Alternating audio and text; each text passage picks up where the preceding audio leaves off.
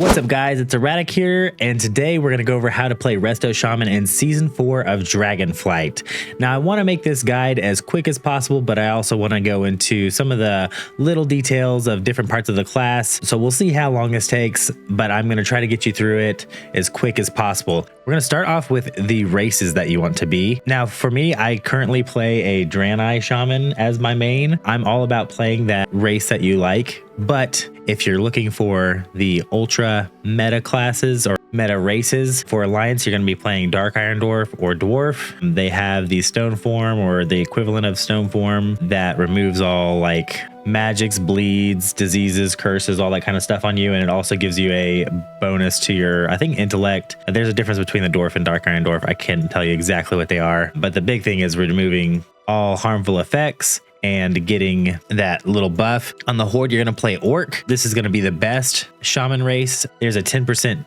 reduction to stuns, and you've got an Enrage button that also increases your healing throughput. So if you're looking for the meta comps, Orc on Horde, one of the Dwarfs on Alliance. Next, we're going to go into our stat priority. For stat priority on Shamans, it's really all about your mastery.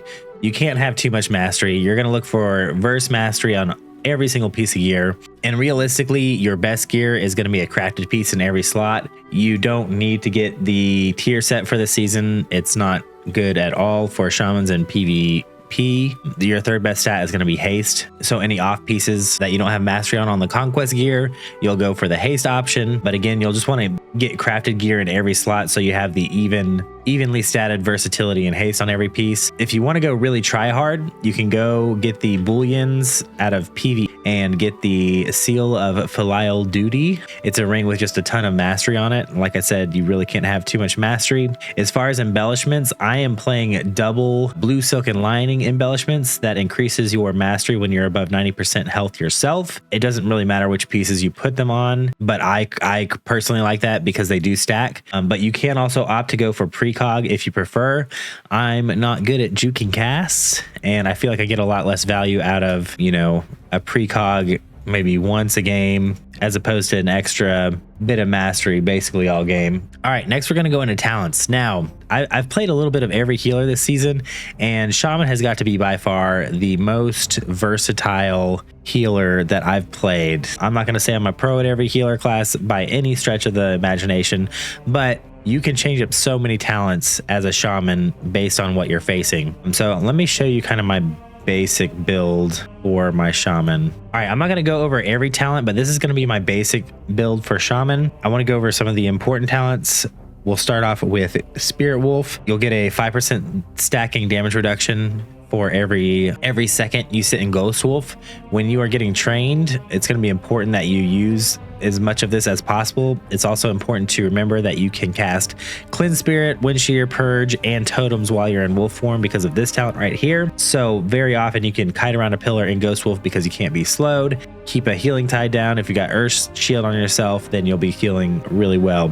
Here in this row, you need to choose one of these three talents. I would say the best beginner-friendly talent is going to be Earth Elemental. Fire and Ice you can play if you're a really aggressive Resto Shaman, but because we have 0 haste, I would say it's very hard to get any casts off that are not healing, really in any of the modes. I would only play this if you're really trying to be an aggressive Shaman. And then Capacitator Totem is a totem that I've seen other Shamans use very effectively, but I'm not really a fan of it, but you definitely could play that instead of Earth Elemental.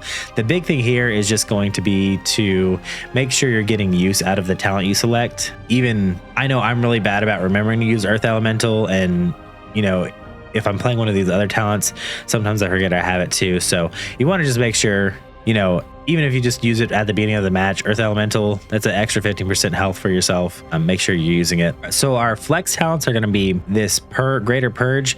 I will say I pretty much have this in every single matchup. There's usually always something you can purge. We're talking about power infusions, bops from Rets, alter times on mages, Resto Druid Hots, Preservation Druid buffs, and even other Resto Shamans. You know, when we have Earth Shield up, there's an extra 20% healing on the target. If you can purge that Earth Shield on cooldown, that's going to be really reducing the other healers' output quite a lot. We've also got Spirit Walker's Grace over here with Spirit Walker's Aegis. Spirit Walker's Grace along with Spirit Walker's Aegis is going to allow you to have 5 seconds where you can't be interrupted or silenced. I will say the way you want to use this is in like halfway through cast. Like basically you want to use it where you think someone's going to interrupt so that you can get the extra value from it. So if I cast it like in the middle of a healing wave, you can use it and it still goes off, and then you get the 5 seconds from when you casted it, as opposed to using it before you start casting, and then you get a little bit less value out of that talent. Mana Spring is a good one if you just don't have any other place to put it, just for some extra mana. I will say Resto Shamans are really mana efficient if played correctly, so it's not something that you like need to look to put a point into. But if you think it's going to go into dampening and you're going to need drinks and stuff like that, Mana Spring is a good option. Stone Skin is going to be really good against melee classes.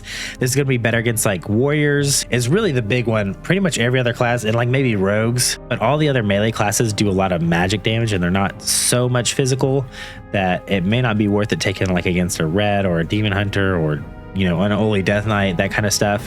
But they're also not terrible against those classes either. It's just less value than, you know, say an Arms Warrior. If there's a rogue on the enemy team, I'm going to try to lock Poison Cleansing Totem pretty much every time. It's going to get rid of their healing debuff.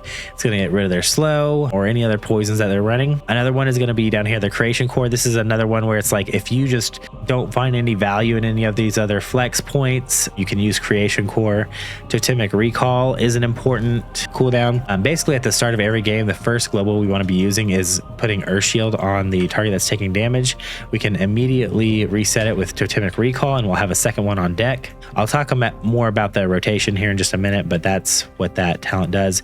And Creation Core just makes it so there's an additional totem that's reset, so you could have like a healing stream and an earthen wall and then reset both of them. When you're facing boomkins, you have to take Spirit Walker's Grace, and the way you do that is by taking the Voodoo Mastery talent. This talent actually can be really good if you think that being able to use Hex more often is going to be really good. I can't really tell you exactly what compositions it's good against, but every once in a while, like in solo shuffle or specific threes where you just want to have a third target, like one of the targets locked down more often, this actually can be a good talent just in flex. For my boomkin spec, I'm usually specking out of Spirit Walker's Grace and Aegis because they're not going to have a, you know, ranged interrupt. It's just going to be the root beam. So usually I'm not too worried about losing the cast immunity. I'll put it in Mana Spring so we can get down to Nature Swiftness. But yeah, Spirit Walker is a must against balanced druids, and you could find other ways to get rid of it. You know, we could come down here, and I don't even know, I guess we could go here.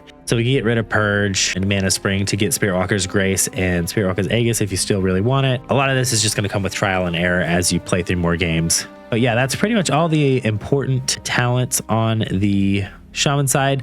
Totemic Projection, especially with Earthen Wall, like people don't like to stand on your Earthen Wall. So I like to lead with my Earthen Wall. Like, so if you see a player running from here to there and they're right here right now, I'm going to place the Earthen Wall like maybe right here in the middle.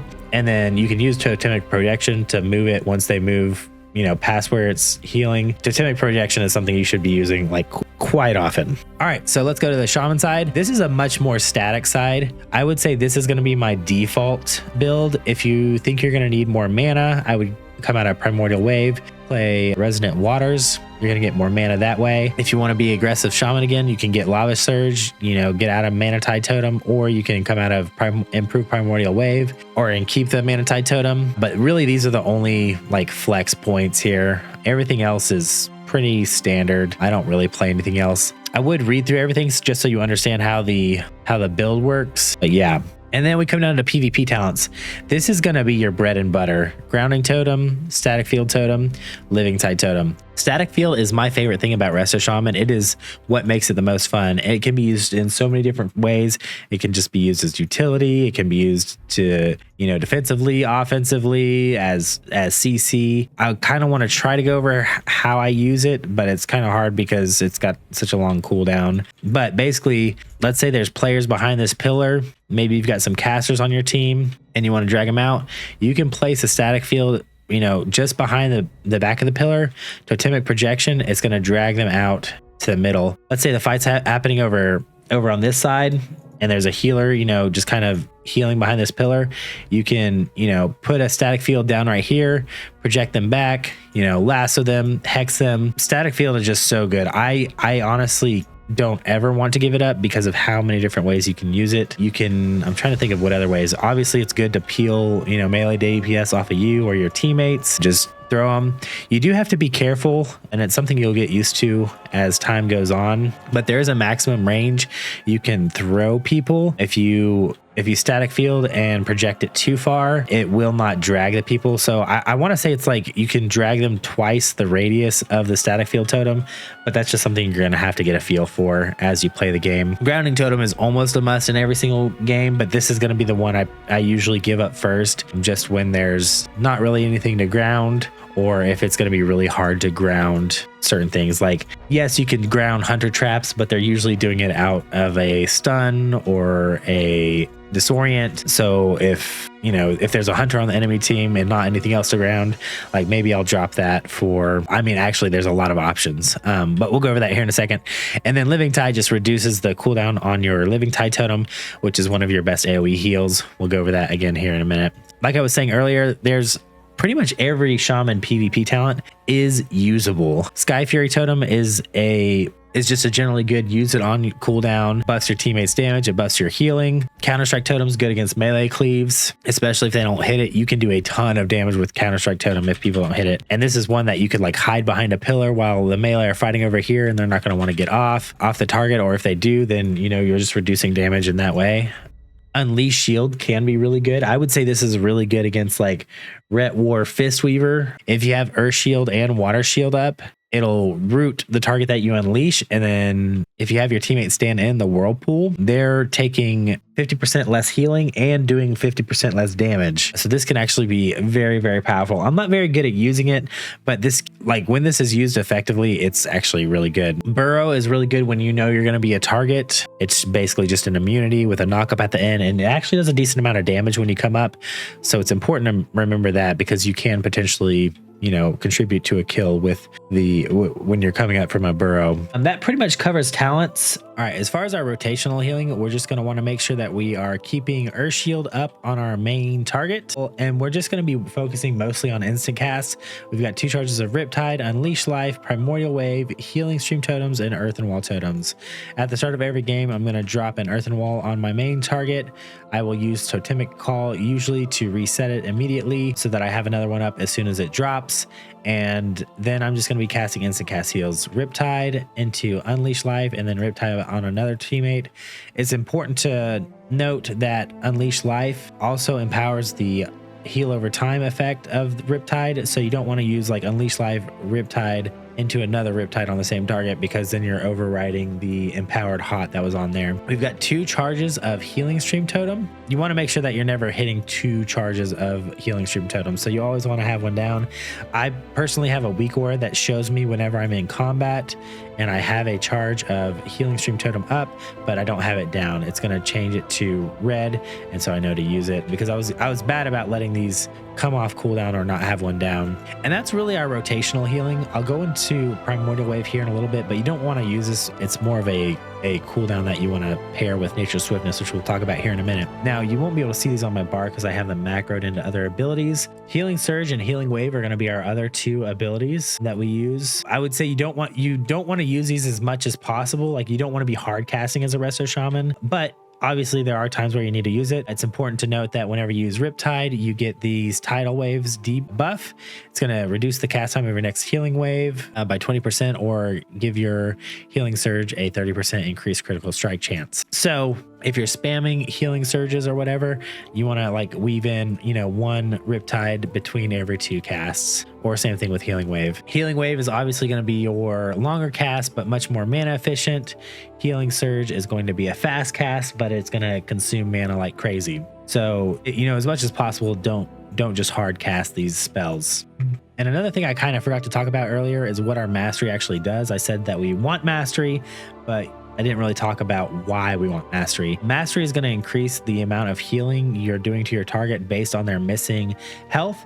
The lower your target's health pool, the more your heals will do. I think this mastery is one of the most fun masteries out of all the healers, because it just means that you're chunking heals out the lower that they are. So even if your team is super low on health, you're not necessarily out of the game just yet. And obviously the higher your mastery, the more healing you're doing when they're at low health. Now we're going to talk about cooldowns. Our shortest cooldown, which is actually one of our best, is going to be your Nature Swiftness Healing Wave. This is going to be the first one I try to use in most games because it does have the shortest cooldown and you can use it. You always want to pair up your Primordial Wave with your Nature Swiftness Healing Wave, because your Primordial Wave is going to make your next healing wave hit all your targets with Riptide. So before we hit, so we can hit Primordial Wave, but then before we hit Nature's Swiftness Healing Wave, we want to make sure of a couple things. We want to have Riptide up on our entire team. We want to have Earth Shield on our main target, and we want to try to use Unleash Life before we actually hit Nature's Swiftness. That's going to cause us to have the biggest healing. So I'm going to put Riptide up on one teammate, Riptide up on my second teammate, make sure I have Earth Shield on my main target, Primordial Wave, and then if you want extra healing, Ancestral Guidance plus Nature Swiftness, it's just going to be a huge AoE heal on your entire team. Like with the way the Shaman Mastery works, you can literally top off your entire team with this combination. I say Ancestral Guidance, I usually try to pair it with my Nature Swiftness, but you don't necessarily have to. What Ancestral Guidance is going to do is just cause, a little bit more AoE healing on nearby team members. Our next big cooldown is going to be Healing Tide Totem. This is again the one I probably use second in most games. It does a bunch of AoE healing to anyone within 40 yards. It is going to drop right on top of yourself, so you do want to make sure you're protecting it. So usually I don't want to use it unless I have Totemic Projection up, and I want to move it as soon as it's down. So now I've got it down, I'm going to move it behind the pillar because I don't want the casters or melee out here to get to it easily. It is like, you don't be discouraged if melee move out here to behind here to kill it, because that just means they're not on their targets, right? So you're reducing damage in that way. Ascendance is going to be a great AoE heal, but you do need to be close enough to your teammates for it to hit. And then you're also going to duplicate all healing that you do to nearby targets while Ascendance is up. We do have this talent over here, Deeply Rooted Elements, where your Riptides can cause you to go into Ascendance for 6 seconds. That is a super, super clutch ability. Sometimes you'll just be like, oh my gosh, that Ascendance was so freaking amazing. So yeah, just try to pay attention when those come up. But I would say Ascendance is kind of the last one I use because it has the longest cooldown in most games. But each one of these healing cooldowns is a little bit better or worse in certain situations, so you're just gonna have to get a feel for it. Our last big healing cooldown is gonna be Spirit Link Totem, and this is what I'm gonna usually pair with Trinket as a last resort. Obviously you want to get it on as many teammates as you can, but let's say I'm stunned and I've got a teammate that's like dying over here, I'm gonna Trinket Link. And then it's also important to remember that you can Totemic Project this as well. So if we need to move it as we're moving away from the teammates or something like that, we can. That does it for our big healing CDs. As far as our utility, we have Greater Purge. It's going to get rid of 2 magic abilities. They're like pretty much every game we want to be using this as much as possible. It can be honestly more effective than dealing damage in a lot of cases. I'm going to show you my macros here in a little bit, but I use a Focus Purge, and that's basically the only way I use it. Again, Static Field can be used so many different ways. I wish I could give you an example of every single way you can use it, but I would have to go through hours of video to find an example of each way. I would say the most often is to peel people off you, or to pull people out from behind a pillar, or maybe even put people behind a pillar. Like maybe their healers over here, people are fighting over here, you can drag the DPS behind the pillar to get out of line of sight of their healer. You could drop an Earth Grab Totem on top of them once they kill the Static Totem to keep them in line of sight. That's another one. We've got Earth Grab Totem, really good against melee, really good against Preservation Evokers. They can rescue their teammates, and because of their range, they only have a 25-yard range. You can really screw over Preservation Evokers with Earth Grab Totem. Trimmer, you obviously want to use when you are going to get feared. Warlocks, you can use it on Sleepwalk from Preservation Evokers, priests, all that stuff. It can be hard to use. I will say we also have Thundershock, which I would say is really good against like druids and priests. Obviously kiting away melee as well, but when I say druid and priests, a lot of times druids will come and bash you and try to get a cyclone off. You can kind of wait till near the end of their cast to hit Thunderstorm and knock them away. It'll interrupt their cyclone, and then you can interrupt them after or get LOS. Obviously good druids are going to bash you and then get out of range of the Thundershock and cyclone you, and there's not really much you can do about that. But then the same thing with the priests, especially holy priests, they're going to stun you from a distance and then try to run up on you in fear. You can Thunderstorm them away when they get in range and avoid the fear that way. Obviously you want to be interrupting as much as possible, not just CC but damage as well. You can prevent a lot of damage with interrupts. You have Grounding Totem, which you're going to be carrying most games. I would say that you want to interrupt before you grounding pretty much every time. And you can kind of use grounding as, oh, oops, I gave them precog, or I missed the interrupt. Grounding can kind of be your backup for that. Lightning Lasso is really good. Like I was saying earlier, it can be used in so many different ways, but like you can take healers completely out of the game in certain comps. If you can get a nice lasso on an enemy healer, you just sit there and wait for it to go off the whole time. If you don't get interrupted, then you can static them, move them away, and then, you know, throw a hex on them afterwards, and then maybe root them after that if they're far away from their teammates. You've got like a 12 to 15 second CC chain that you can use. And, you know, I say healers, but you could use it on any teammate member to completely take them out of the game by yourself. Yeah, so that's really it. I want to show you guys one game here, and I'm going to do my best to commentate over it. I'll try to pick a good game and walk you through my thought process on why I did what I did during the game, and we can take it from there. Before we get to that though, if you like this kind of video, please make sure you like the video and subscribe to the channel. I also go live over on Twitch at least 4 nights a week, so if you have any questions or want to make any comments, please feel free to come check me out over there. We'll get into this VoD review and then we'll call it good.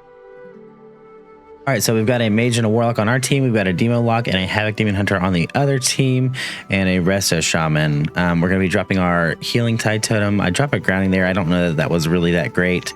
We've got earth shield up on the mage. We switch it over to the warlock because we can see that he's going to start taking damage. I get a lasso off on the havoc demon hunter.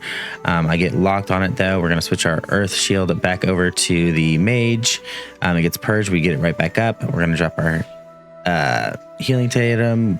We get stunned here, and then we're kind of just going to be going through our rotational healing. Make sure we're keeping healing stream totems up. We get our earth shield back over on the warlock. We used our earthen wall and reset it, so once it's up, we should be using it again. We got a living tide down. It's doing some AoE healing while we are in those CCs. We're grounding there. Doesn't stop that fear. We're sitting a full fear. Just getting a little bit of CC. I'm trying to get away from my warlock so that we can avoid some of these AoE CCs. Again, just going through our rotational healing. Keeping Earth Shield up on our main target. We have Earth Wall Totem up, and we haven't used it in a while. I would have liked to see myself use it here. That's kind of a mistake I feel like I'm making, and we're just hard casting. We get our Earth Shield back over onto the mage because he's the one taking damage again, and we're just going through our rotational healing, casting healing surges. We get a lasso off on the demon hunter here. The damage is coming out from the warlock, so I'm going to use Ascendance here just to help out with some healing, get some more healing in. I used Trimmer kind of poorly there. Let me pause this for a second. I had used Trimmer like after one of my teammates got feared, and I really shouldn't have used it right then. I should have waited for the warlock to cast again, but the warlock casts fear right before my Trimmer ends, so it gets me out of that fear instantly, which was really good. My mage has got altar up, so I'm not too worried about any damage he's taking right now. I'm throwing a little bit of damage. We are now just doing our rotational healing. We do our primordial wave, unleash life, and then we just win the round. I'm not perfect. I make mistakes all the time. You will too. I'm sure there's people that could point out stuff that I did wrong during that game, but that was just kind of a basic solo shuffle round. All right, it's editing Erradic here. I noticed as I was editing my videos, I never went over my macros, so I wanted to go over those with you guys really quick. My Shaman has so many freaking macros that I've had to put a bunch of them into the general macros area as well, but I wanted to go over the ones that I think are important. I use Arena 1, 2, 3 hexes. You can see those here, show tooltip, cast Arena 1 hex. You might want to put a stop casting on there, but I don't have those on mine. I use Arena 1, 2, 3 wind shears with a stop casting. That way, if you're casting like a healing surge or a hex or something like that, it'll stop casting that to shear your target. This is one for my flame shock and lava burst. These are macros I kind of use myself. I don't think most people probably use these type of macros, but for me, it just makes it easier. It makes it so that if I'm targeting my teammate, I can hit flame shock and it will use it on their target. Or if I'm just targeting an enemy, it'll use it just as it normally would. And I have the same thing for Lava Burst. This is so I don't have to target an enemy to use these abilities, and it should be going on, you know, the target that is the main kill target, assuming my teammate is targeting the right enemy. I really like these. These made putting out more damage a lot easier for me. I don't think they're necessarily necessary though. For Link, I've got to stop casting in there. Okay. Yeah, so Nature Swiftness, I have macroed into Healing Wave. I will say, I think Nature Swiftness is off the global cooldown, but Healing Wave is not. So there is a possibility you have to use it twice if you're on GC. So just keep that in mind. I have Static Field on an @cursor macro, and you can really use this for any one of your totems. I have Earthen Wall as a @cursor macro as well. I also have it so that if I press Earthen Wall twice, it will ping my Earthen Wall, which I think this is really good just in general for like solo shuffle or even, you know, rated 3s.